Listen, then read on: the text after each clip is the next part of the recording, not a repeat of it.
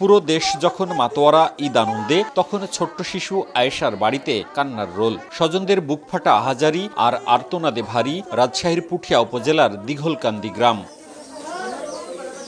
স্বজনরা জানান, মঙ্গলবার বিকেলে দিঘলকান্দি গ্রামের বাড়ির পাশের মসজিদের সামনে থেকে নিখোঁজ হয় ৩.৫ বছরের শিশু আয়েশা। এরপর খোঁজাখুঁজি করেও মেলেনি সন্ধান। শুক্রবার সন্ধ্যায় বাড়ির পাশের পরিত্যক্ত টয়লেটের গর্তে মেলে শিশুটির মরদেহ। পরে শনিবার সকালে পুলিশ মরদেহ উদ্ধার করে রাজশাহী মেডিকেল কলেজের মর্গে পাঠায়।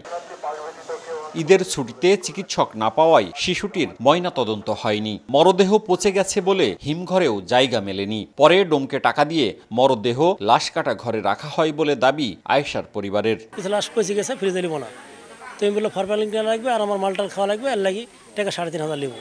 তো শেষ ৩০০০ টাকা কন্ট্যাক্ট করি লাশ কাটা ঘরে রেখে আসছি। মসজিদের সামনে খেলা করছিল, আর ওই ছেলে আমার মেয়ের সাথে ছিল।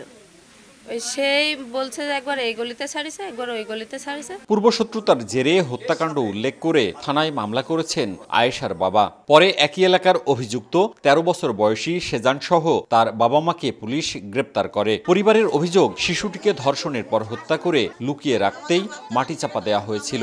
আমি আয়েশারে নিয়ে বাগানে যেয়ে খেলবো, ওই যে নিয়ে গেছে ৫ মিনিটের মধ্যে। আমরা এত খুঁজলাম, কোথাও পাইলাম না, তো পাইলামই না। আর কোনো মা যেন এরকম আর্তনাদ না দেখে, এই কোনো দৃশ্য যেন না দেখে। পুলিশ জানিয়েছে, আসামিদের আদালতের মাধ্যমে কারাগারে পাঠানো হয়েছে। এই জারের প্রেক্ষিতে তাদেরকে গ্রেপ্তার করা হয় এবং আমরা যথেষ্ট সাক্ষ্য প্রমাণ পাচ্ছি যে তারা এই ঘটনার সঙ্গে জড়িত আছে। টাকার বিনিময়ে লাশ কাটা ঘরে লাশ রাখার বিষয়ে কথা বলতে রাজি হয়নি রামেকের ফরেনসিক মেডিসিন বিভাগ। মওদুদ রানা, সময় সংবাদ, রাজশাহী।